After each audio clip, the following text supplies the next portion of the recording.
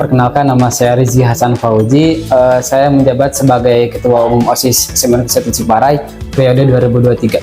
Perkenalkan, nama saya Yuli Nur Farida. Saya sebagai Ketua 2 OSIS SMA Negeri 1 Ciparai periode 2023. Perkenalkan, nama saya Muhammad Zikri Putrohman dari Eskul Lisensi. Saya menjabat jadi Ketua Umum Lisensi 2023 sampai 2024.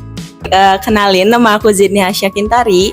Aku di sini sebagai Ketua Umum KIR SMA 1 Ciparai periode 2023-2024. Perkenalkan, nama saya Fadlan Alfiansar, bisa dipanggil Fadlan. Saya sebagai Ketua Ekstrakurikuler ILMNI dan saya dari angkatan ke-29. Let me introduce myself. My name is Aida Nabila Teresa. Saya dari kelas 12-1 dan di sini saya menjabat sebagai President of SCC. Perkenalkan, nama saya Muhammad Ihsan Maulana. Saya menjabat sebagai ketua dan dari ekstrakurikuler Wajah Pala, dan saya dari angkatan yang ke-29. Perkenalkan, nama saya Muhammad Jalakian Semas Putra. Saya dari ekstrakurikuler Pramuka. Jabatan saya sebagai Perdana Putra dari angkatan 36. Perkenalkan, nama aku Tiara Nuraini, biasa dipanggil Titi. Di sini aku selaku Komandan PMR periode 2023-2024. Halo semuanya, perkenalkan, nama saya Muhammad Ragil Jarahman. Di sini saya sebagai Ketua Umum Aspasi SMA Negeri 1 Ciparai periode 2023 sampai 2024, dan saya dari angkatan ke-10. Oke, bentar, kurang rapi.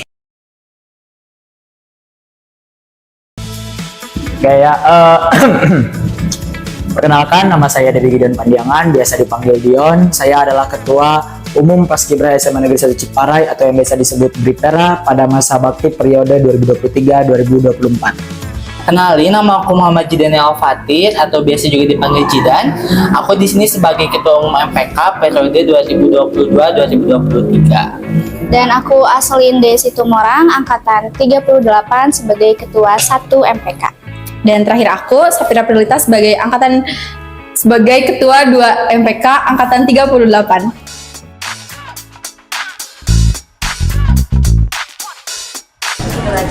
Paling kalau dari aku, kesan yang paling aku ingat di organisasi aku ini mungkin kayak aku pertama kali dilantik sama kepala sekolah itu benar-benar bangga banget gitu, bisa dilantik sama kepala sekolah langsung gitu, sama aku langsung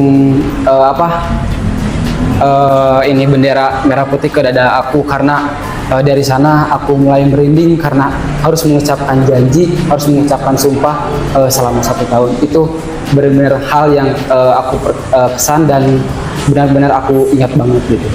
Kesan saya menjadi ketua, senang sih, saya bisa dipercaya sama orang-orang dan bisa ada pengalaman baru lah di hidup saya. Terus tetapi dari kesenangan itu saya juga ada tanggung jawab yang besar untuk harus dilakukan, yang harus ditanggung jawabkan. Kalau dari aku sendiri banyak banget ya momen-momen berkesan selama jadi pengurus OSIS, dari awal masuk kelas 10 sampai kemarin kelas 12 juga setengah semester kita masih menjabat gitu ya. Banyak banget, dari mulai dulu tuh kita juga selain ketua OSIS ya, kita juga ketua angkatan yang benar-benar kita diajarin banget dari nol gimana sih cara ngurus organisasi itu, sampai kita kayak ya udah banyak banget lah hal-hal yang kita dapat, yang kita pelajarin di OSIS, yang benar-benar ngebuat kita punya pengalaman banyak ya di OSIS gitu. Momen-momen yang sangat-sangat berkesan, dari mulai kebersamaan, ilmu yang didapat itu benar-benar berkesan banget gitu. Kalau misalkan ditanya kesan sih, kalau aku sendiri yang pastinya bersyukur ya, karena aku sendiri gak nyangka bisa ada di titik ini. Kalau boleh jujur, kalau untuk kesannya sendiri yang pastinya aku mau ngucapin banyak terima kasih buat teman-teman aku mau angkatan 38, 39, 40, angkatan 37 juga, karena di sini pastinya aku banyak belajar banget tentang kepemimpinan, tentang public speaking, tentang kepercayaan diri, berpikir kritis dan lain sebagainya. Jadi menurut aku pesannya seru banget, soalnya di sini aku bisa belajar untuk tumbuh dan berkembang sesuai dengan apa yang aku minati. Gak ada sih, soalnya di bawah jidan semua. Iya, udah diwakilin sih. Ya soalnya kan kita sepaket ya. Iya, 100% cinta. Yoi. Yang pertama, saya sangat bersyukur atas kesempatan saya dapat memimpin ekstrakurikuler ini, dan ini adalah sebuah kebanggaan buat saya secara pribadi. Terus saya juga melihat semua anggota selalu bersemangat dalam menjalankan suatu kegiatan. Kesan kesan itu apa ya, bisa dibilang kayak pusing sama pasti ada serunya juga. Pusingnya tuh karena kita tuh memimpin suatu organisasi, padahal baru pertama kali jadi pemimpin gitu. Terus serunya tuh karena bisa mengubah eskul itu, kayak variasi eskul kayak visi misi kita gitu. Sebenarnya ya aku nggak expect gitu ya untuk menjadi seorang ketua gitu. Cuman balik lagi ke teman-teman aku yang udah mempercayakan aku sebagai ketua gitu. Dan sejauh ini kesan yang aku dapat tuh cukup menyenangkan karena banyak tantangan yang harus dihadapi, kayak struggle-nya menyatukan kepala anggota tuh kayak gimana gitu. Dan aku pribadi tipikal orang yang suka tantangan ya, bisa dibilang seperti itu, dan aku sangat menyukai sebagai ketua. Mungkin kalau kesan lebih ke konyol ya, saya menjabat di Wajah Pala itu ya. Mungkin karena teman-teman seangkatan saya juga orang-orang yang humoris, orang-orang yang tidak bisa ditebak sama sekali gitu. Jadi meskipun kegiatan sesulit apapun, ya mereka masih bisa tertawa lah. Pokoknya konyol, full konyol. Kesannya sangat luar biasa ya, karena banyak sekali manfaat yang bisa saya dapatkan selama saya menjabat sebagai ketua. Selain mendapatkan pengalaman baru, saya juga di sini mendapatkan dan menemukan teman-teman saya yang siap bersedia untuk membantu saya bila saya ada kesulitan. Kalau kesan sih pasti capek gitu ya. Itu yang paling pertama sih. Capek, seru, banyak pelajaran yang bisa diambil. Untuk kesan saya menjadi ketua di Pripyada ini, saya pikir itu luar biasa ya, dibanding sebenarnya ada tuh sekolah-sekolah lain yang bisa saya ikuti atau bahkan organisasi-organisasi tertentu. Tetapi saya memilih masuk di Paskibra dan memiliki kesempatan untuk menjadi ketua di Paskibra ini menurut saya adalah sesuatu yang paling saya syukuri yang berada di Semancip ini. Kenapa? Karena ketika selama saya menjadi ketua di Paskibra ini, saya itu belajar untuk bagaimana caranya berkomunikasi terhadap di atas, kepada di bawah, dan juga terhadap yang setara dengan saya. Itu benar-benar suatu pengalaman yang luar biasa, mulai dari gimana kita cara ngarahinnya, mimpin, merintah, segala macam. Itu kita tuh benar-benar dilatih luar biasa ya, apalagi nih ujian mental nih 1 tahun ini ya, benar-benar luar biasa. Ya, kesan selama menjadi ketua Aspasis selama kurang lebih dari 1 tahun itu, jujur selama itu selama menjadi ketua itu ada waktu dimana kita ngerasa gagal, ada waktu dimana kita ngerasa berhasil, ada waktu dimana kita ngerasa kayak kita lemah, butuh bantuan orang lain. Jadi ada waktu juga dimana kita ngerasa semangat kita tuh berkobar gitu. Tapi jujur semua kesan itu bisa dibilang kesan baik, karena setiap hal buruk, hal yang tidak kita inginkan itu ujung-ujungnya merubah diri kita menjadi lebih baik lagi gitu.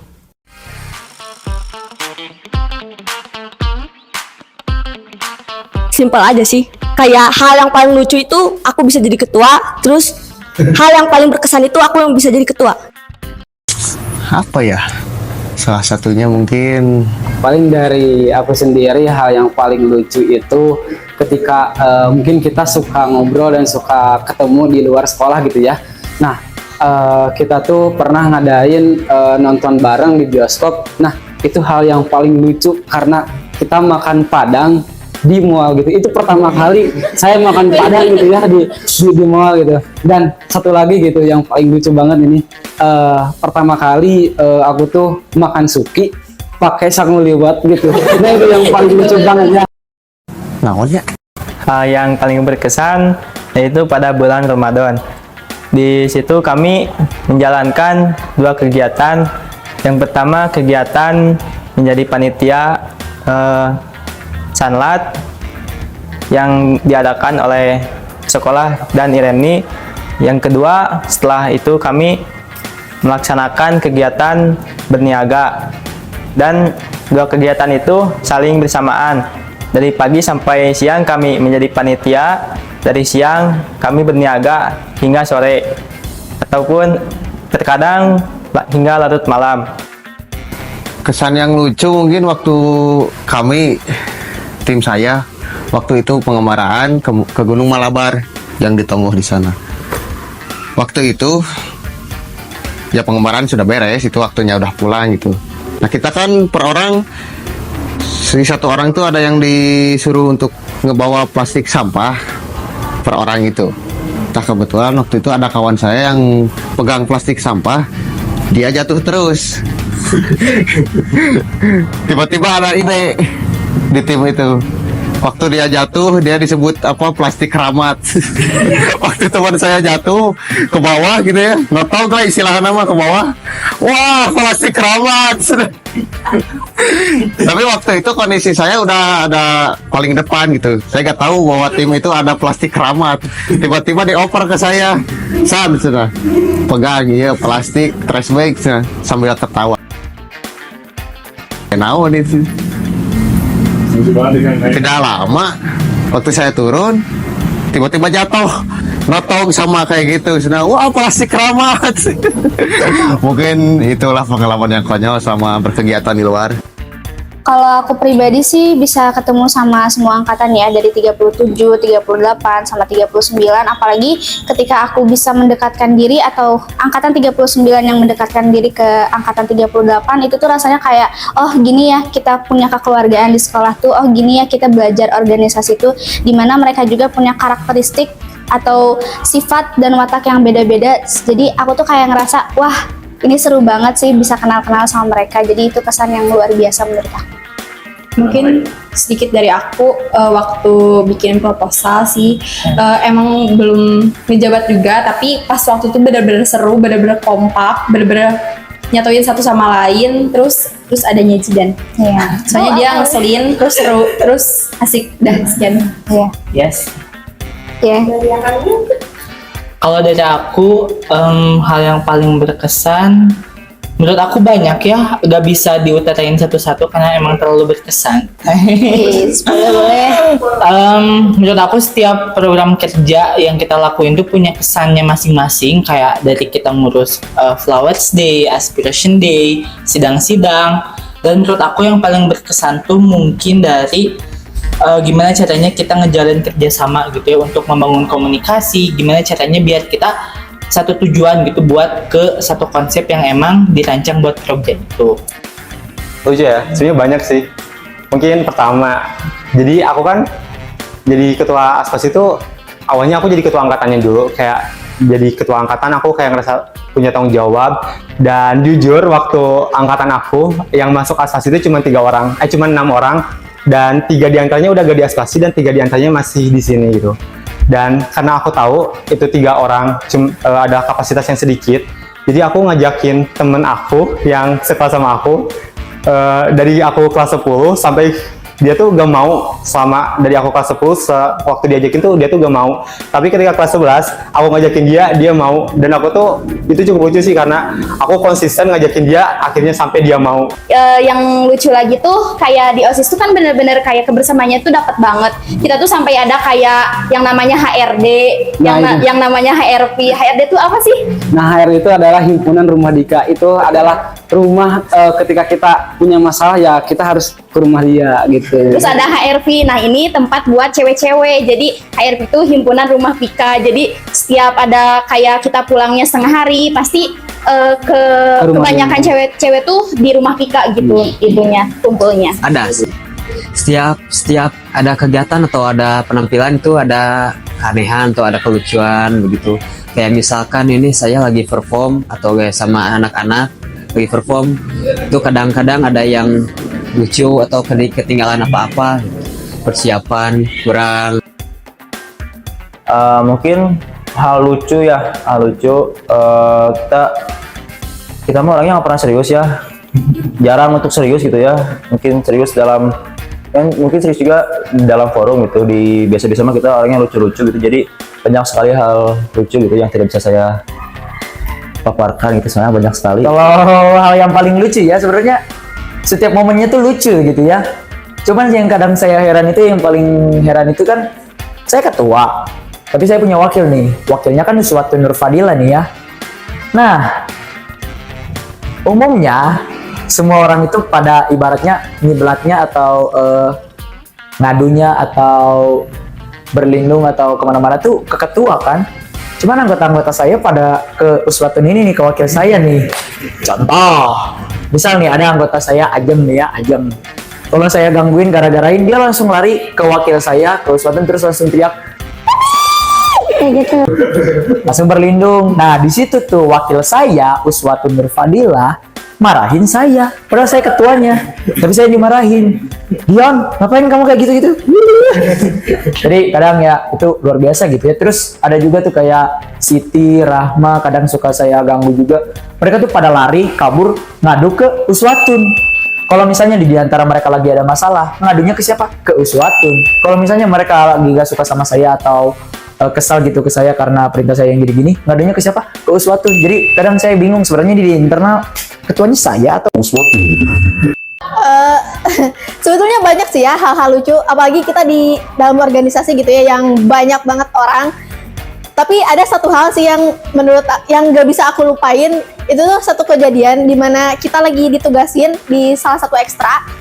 Terus karena ada yang luka kan gitu ya, luka keseleo gitu. Terus kita pijetin kan, otomatis kan pakai yang panas gitu loh ya.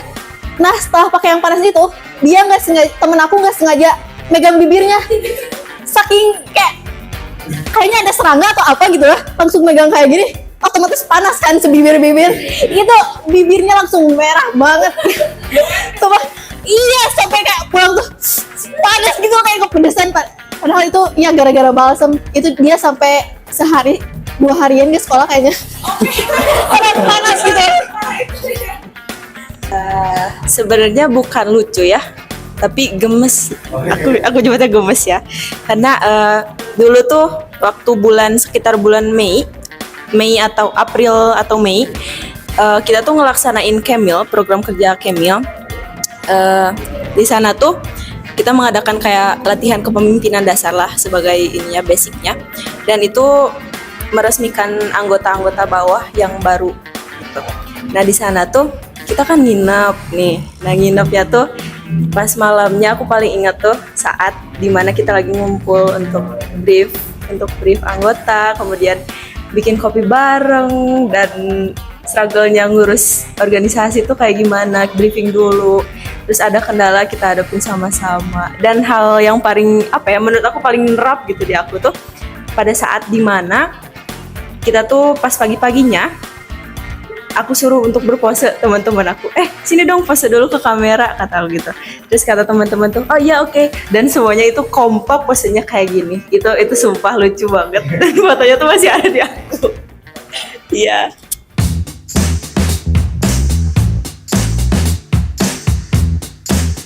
Mungkin kalau kesulitan ya bisa dibilang banyak lah, berat tentunya. Tapi kalau salah satunya ya mungkin karena anak-anak wajah pola itu basicnya luar ruangan gitu. Kalau misalkan kumpul di sekolah kadang lawas, kadang apapun itu, dan saya terkadang tidak tahu alasan tersendirinya apa. Tapi mungkin ya saya maklum saja, karena ditambah wajah pola ini cuman ekstra di sekolah dan kewajiban anak-anak itu sekolah. Jadi mungkin mereka capek atau punya alasan tersendiri lah. Jadi saya maklum kalau misalkan kumpul ada los, ada apa, tidak apa-apa. Banyak sih, banyak. Contohnya tuh kayak pasti orang-orang tuh punya pikiran dan hati yang beda-beda kan. Jadi aku tuh punya tugas buat nyatuin mereka biar membuat suatu eskul tuh berjalan sebagaimana mestinya. Itu paling pusing sih karena ya beda-beda pendapat gitu. Sedangkan aku mau ini, mereka juga mau itu. Tuh. Ada. Waktu itu pas pertama menjabat saya ada demo tuh. Nah, demo itu dalam satu minggu lebih, saya bingung gitu. Bingung harus mengubah konsepnya bagaimana, terus kayak apa yang mau ditampilinnya. Waktu satu minggu itu saya sudah mempunyai konsep dan sudah ada dipaparkan kepada anak-anak juga. Tetapi pas Hamin 2 itu ada perubahan konsepnya gitu. Jadi itu sangat-sangat pusing bagi saya gitu, sangat-sangat. Banyak.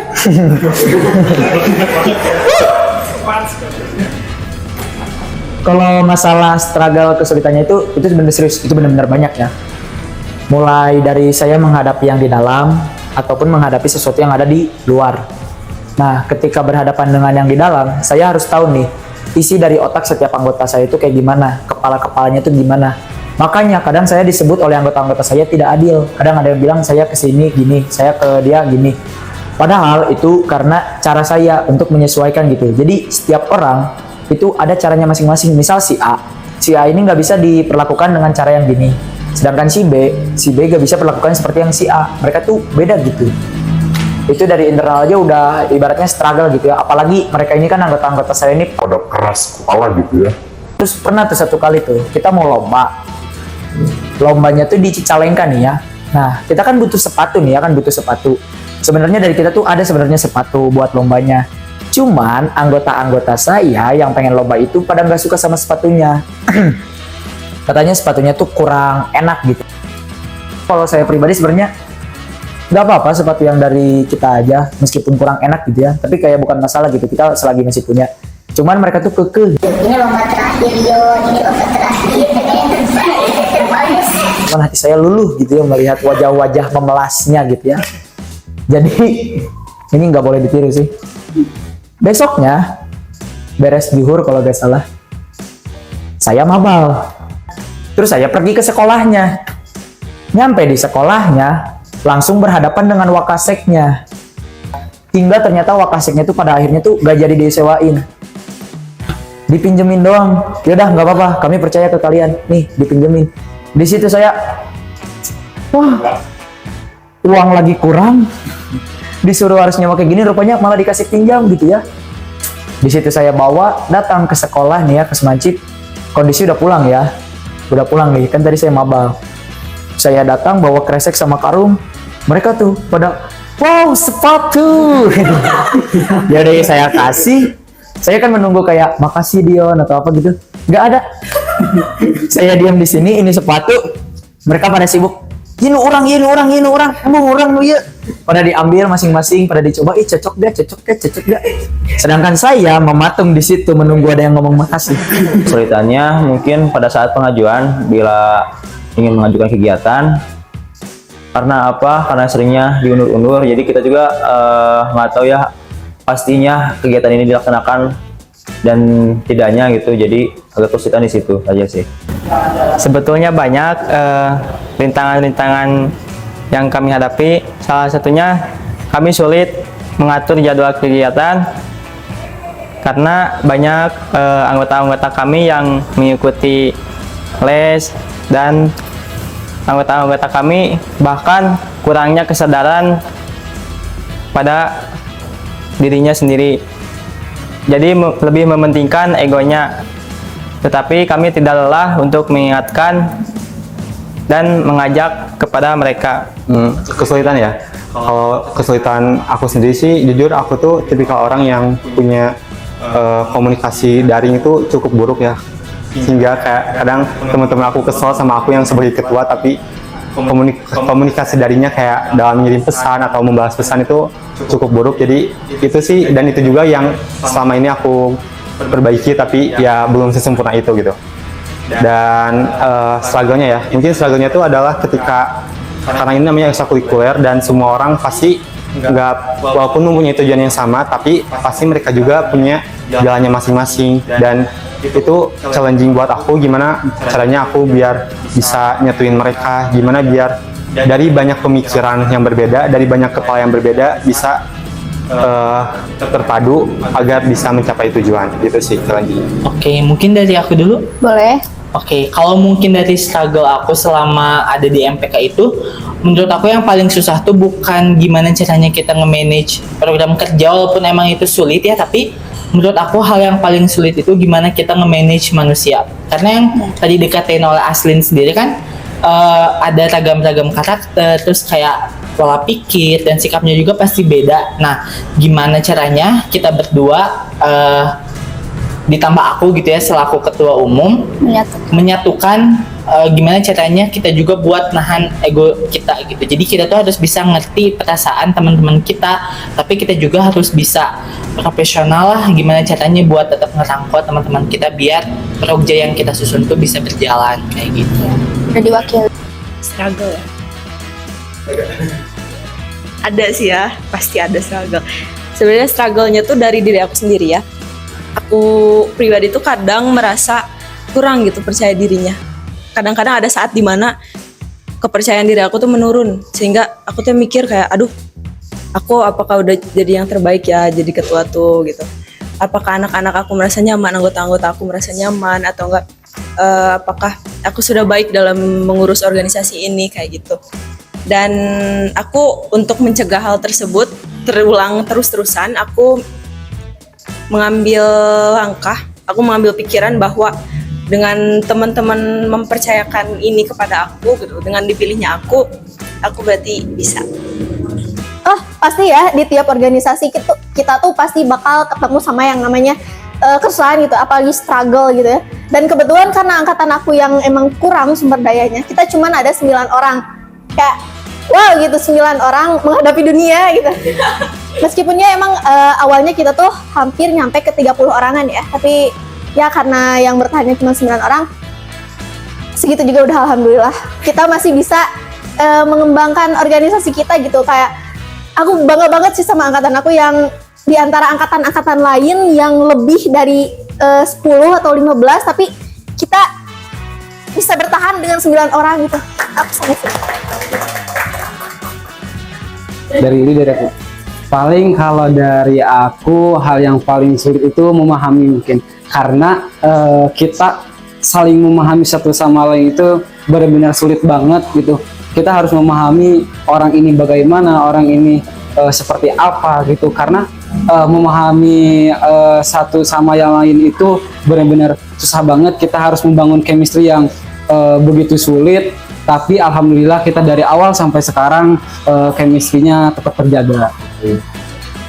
Mungkin kesulitan lain selama mungkin dari sudut pandang ketua gitu ya. Jadi kan ketua tuh bertugas buat kayak menyatukan si anggota-anggotanya. Ibaratnya tuh kayak ketua tuh harus menyatukan banyak banget kepala yang isi kepalanya tuh beda-beda banget ya. Yang kadang kayak kita juga ngerasa pusing, capek karena emang argumentasi dan lain-lainnya tuh banyak banget dan kita harus berusaha mencari jalan keluar ya dari setiap permasalahan yang ada gitu. Paling gitu ya kesulitan-kesulitan yang kita hadapin selama menjadi ketua sih.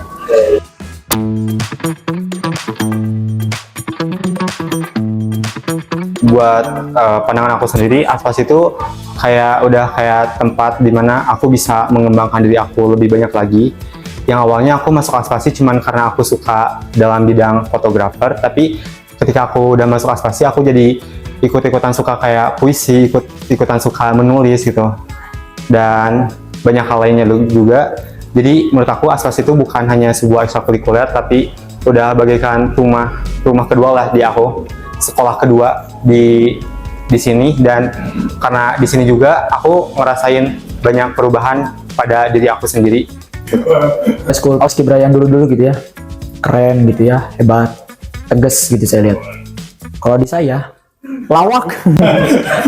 Bingung sih serius.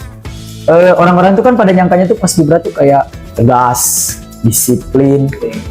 Rasanya ketuanya aja sering telat. nggak pakai sepatu. Ini saya pakai sendal nih. Ini saya pakai sendal gitu. Terus rambut panjang. Setiap kumpul juga kayak gimana ya? Biasanya kan di paskibra tuh kayak rasa segan gitu ya ke kakak kelas. Ini enggak bro. Malah saya ketuanya kelas 12 dibully sama adik kelas saya sendiri. Kelas 11 dan kelas 10 bersatu menghina saya. Jadi pandangan saya terhadap paskibra kocak lawak. Tapi itu bagus sih. Jangan kayak paskibra yang lain yang terlalu tegang, kita bawanya fun aja, happy. Oke. Maka itu ekstrakurikuler yang sangat menyenangkan ya. Kalian di Pramuka dapat menemukan teman-teman baru yang asik, pengalaman baru yang luar biasa. Mungkin seperti saya gitu ya, bisa mengikuti kegiatan 5 tahun sekali gitu ya. Alhamdulillah. Kegiatan Raimuna Nasional.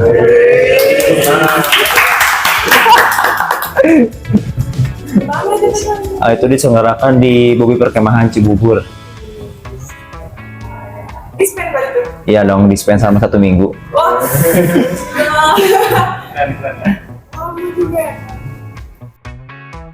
Menurut saya mungkin Wajah Pala itu ekskul terbebas ya. Mungkin dikarenakan artinya juga Wajah Pala wadah pelajar pecinta alam. Jadi itu sebagai wadah bagi anak-anak yang mencintai alam. Ya tentu mungkin karena anak-anak yang mencintai alam itu basicnya anak-anak yang ingin bebas, mau ke sana kemari bersama-sama di luar ruangan. Jadi intinya bebas lah menurut saya pandangannya begitu. Oke, kalau buat pandangan aku buat MPK,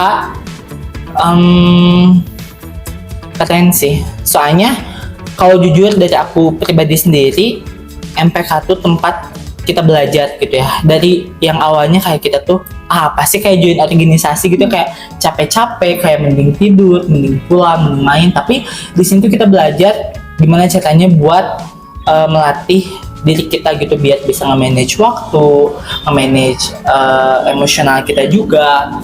Terus kayak gimana caranya biar kita bisa kerja sama orang lain gitu, karena kan kita tuh makhluk sosial ya, kita tuh gak bisa hidup sendiri. Nah jadi di sini kita belajar buat terus berproses, tumbuh dan berkembang menjadi pribadi yang lebih baik dari hari menuju hari baik. Kalau pandangan aku buat PMR tuh karena bergeraknya di bidang medis gitu ya, dan karena sebetulnya aku tuh kurang cocok gitu ya kalau emang mau dilihat dari tingkat kemahiran. Aku kayak ngerasa kurang pantas gitu disebut komandan PMR atau ketua umum PMR gitu loh, karena emang basic aku sebetulnya nggak punya basic banget gitu dari dunia medis. Apalagi waktu SMP aku malahan ikut bukan organisasi PMR gitu loh ya, dan sekarang tiba-tiba waktu di SMA aku jadi komandan PMR, itu kaget banget sih. Pandangan aku terhadap SCC. SCC itu kepanjangan dari English Conversation Club, di mana itu adalah sebuah eskul wadah buat orang-orang yang pengen improve English. Bukan untuk bisa dibilang les bahasa Inggris untuk materi sekolah gitu. Jadi kalau kita nggak bisa bahasa Inggris juga boleh ya Mas Inggris? Bisa sih, bisa aja. Pokoknya yang berkeinginan buat improve Englishnya. IREMNI itu menurut saya itu maknanya sangat luas, karena memiliki kepanjangan Ikatan Remaja Masjid Nasirul Ilmi. Tentunya itu sangat baik.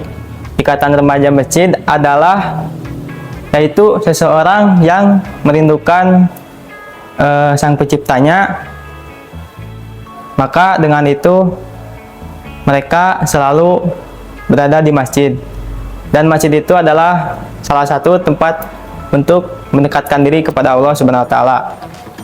Dan Nasirul Ilmi yang memiliki arti pejuang ilmu. Jadi yang memiliki makna suatu remaja yang bersungguh-sungguh dalam pembelajaran dan mendalami ilmu ajaran-ajaran Allah Subhanahu wa taala. Pandangan saya terhadap eskul lisensi itu eskul yang memang bisa mengembangkan bakat-bakat dari seseorang. Sebenarnya saya juga waktu masuk pertama kali Semancip Ciparai, saya itu menanyakan ada eskul apa aja di Semansa Ciparai, dan jiwa saya emang ada seni-seni gitu. Saya suka musik, saya menanyakan kepada alumni-alumni Semansa Ciparai ada apa aja, ternyata ada lisensi tuh. Lisensi ternyata itu teh ada eskul, kayak eskul seni musik, seni tari, atau seni budayaan, lingkup seni musik, lingkup seni Semansa Ciparai gitu. Kalau menurut aku, pandangan aku di OSIS tuh adalah rumah kedua aku gitu. Karena rumah ke satu adalah keluarga, nah rumah keduanya itu adalah OSIS. OSIS tuh kita dapat masalah, kita ke OSIS dan ada solusinya gitu. Meskipun kita ke OSIS tuh selalu pas ada masalahnya, bukan pas ada senengnya, tapi di OSIS tuh kita menerima orang-orang kayak gitu. Makanya OSIS tuh bagaikan keluarga yang kedua gitu menurut aku. Bener banget, jadi OSIS tuh kayak bener-bener jadi rumah lah buat Ya. kita. Kayak di sekolah tuh kadang kalau misalkan kita capek sama tugas-tugas pun kayak kita ke sanggar. Kalau ada misalkan jam kos kita ngerjain bareng-bareng di sanggar. Kalau ada apa-apa kita di sanggar cerita-cerita sama teman-teman, itu tuh kayak bener-bener ngebantu kita buat nyelesain semua masalah yang kita hadapin gitu. Jadi bener-bener rumah keduanya tuh kerasa banget gitu OSIS tuh.